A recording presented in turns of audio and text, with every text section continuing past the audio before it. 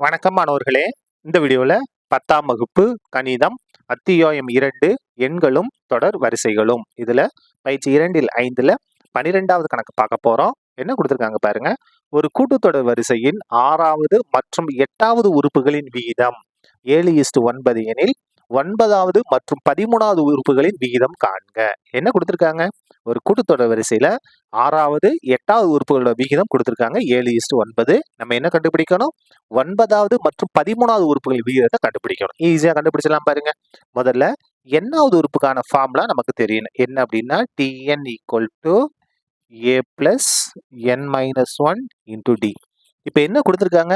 6வது உறுப்பு 8வது உறுப்பு. 6வது உறுப்புன்னா T6 விகிதத்துல கொடுத்திருக்காங்க. அதனால ஈஸ்ட் 8வது உறுப்பு. இது ரெண்டுக்கும் இடையே உள்ள விகிதம் 7:9.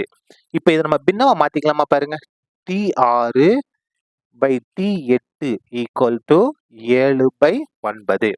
இப்ப பாருங்க, T6னா n-க்கு பதிலா 6 பிரதியிடும். அப்ப T6 = a plus 6 minus 1 into d. அப்போ a plus 6 minus 1 into d by அதுக்கப்புறம் 8.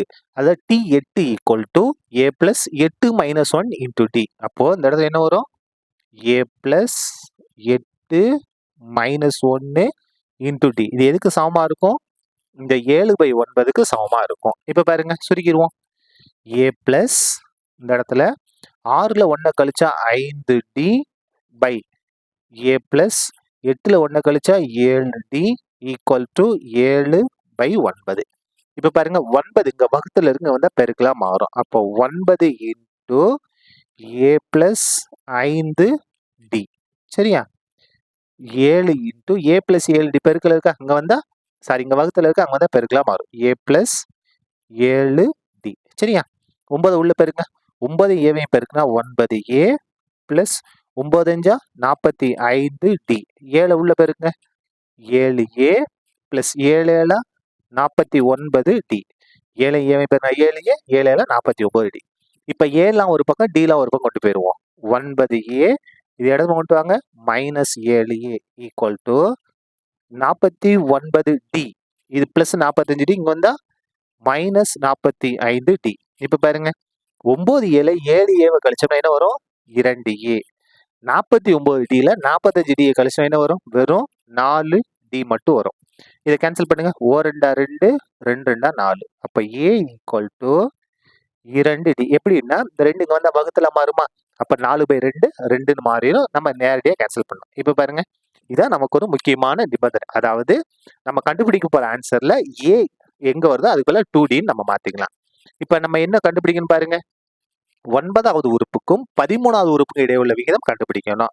அப்ப நம்ம கண்டுபிடிக்க போறது 9வது உறுப்புக்கும் 13வது உறுப்புக்கும் இடையே உள்ள விகிதம். பின்னமா மாத்திருவோமா பாருங்க. T9 by T13 = T9 அப்படின்னா பாருங்க, இதுல n-க்கு பதிலா 9. அப்ப T9 = a plus 9 minus 1 into d. அப்ப இந்த இடத்துல a plus 9 minus 1 into d by அதுக்கு T13னா 13வது உறுப்பு. n-க்கு பதிலா 13. அப்போ T13 = a plus 13 minus 1 into d. எழுதிக்கலாமா?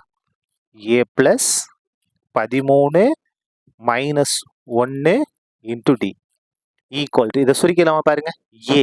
a-க்கு பதிலா நம்ம என்ன மாத்தலாம்? 2dன்னு மாத்தலாம். இந்த a-க்கு பதிலா 2d plus 9ல 1 கழிச்சா 8d by a-க்கு பதிலா நம்ம என்ன மாத்தலாம்? 2d plus 13ல 1 கழிச்சா 12d = இப்ப பாருங்க, 2d-யும் 8d-யும் கூட்டினா 10d by 2d-யும் 12d-யும் கூட்டினா 14d. இப்ப பாருங்க, d-யும் d-யும் கேன்சல். 2ஆம் வச்சு கேன்சல் பண்ணுங்க. 5 2 10 7 2 14. அப்ப ஆன்சர் என்ன?